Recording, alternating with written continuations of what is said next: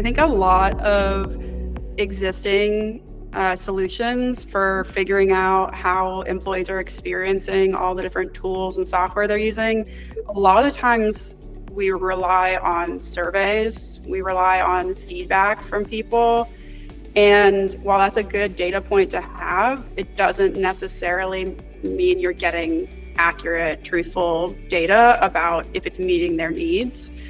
A lot of times people can, just give examples of ways that a tool maybe is not working, or they'll give feedback that it's very important to their work, but what is the actual truth of the matter? Is there another tool maybe that they could have access to, or that they already do have access to, that actually will meet their needs better, and they're just not aware?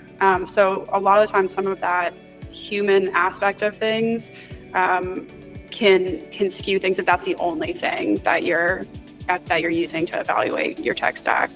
We're also getting more information about what people are actually experiencing within these tools versus just which tools are they using.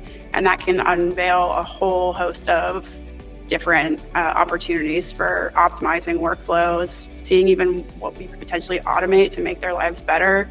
All of that kind of gets missed if you're doing these sort of piecemeal data points from different systems. Existing internal tools and observability platforms are great at monitoring like individual systems. They tell you if an application is like up or down, but they miss the bigger picture, the actual experience of the employee trying to get work done across like all of those fragmented systems. In other words, like they're looking at the trees, but we're looking at the forest. We're solving the bigger problem of a digital friction. We like expose that hidden inefficiency and like that constant, like what we said earlier, like swiveling between the apps, perhaps like the redundant data entry, the frustrating detours that those other tools just can't see because they don't connect the dots, like you were kind of talking about, LP. This allows the leaders to stop guessing, in my opinion, and start like making more data-driven decisions on what to fix, automate, or redesign to actually improve the productivity and the employee experience. Many of the existing solutions today look at inner company workflows, right? What's happening inside your four walls. But with the rise of SaaS solutions and those that are hosted outside your four walls that you don't have kind of root level access to, the capability to view intra-company workflows, right? Those that go inside and outside your four walls that involve third-party apps.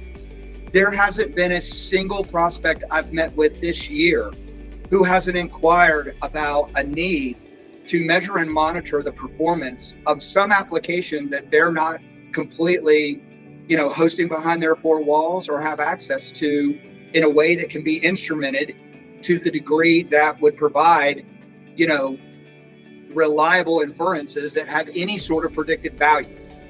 And so again, having a user-centric approach, following the humans and watching what the humans do as they go about their work, has broad inclusive implications for the ability for the organization to make things better in a way that many others can't. I think that's an important point just to emphasize too, is that a lot of the existing tools really do take that device or specific tool first approach to understanding what's going on. So is it performing well? What device is it performing on? Very basic level, how many people are logging into this third-party tool? And they're not really following the actual human experience. So instead of going from a device first or a tool first approach to understanding and collecting data, Workforce is really meant to follow the individual employee and then see if there are trends across groups of employees, types of people and types of work that they're doing, that you can then turn into, oh, okay, this is an aha moment. This is how this swath of people in our organization are actually behaving, actually getting their work done, and how can we better serve them across both internally built apps, but also the wide array of third-party apps that they're definitely using on a day-to-day.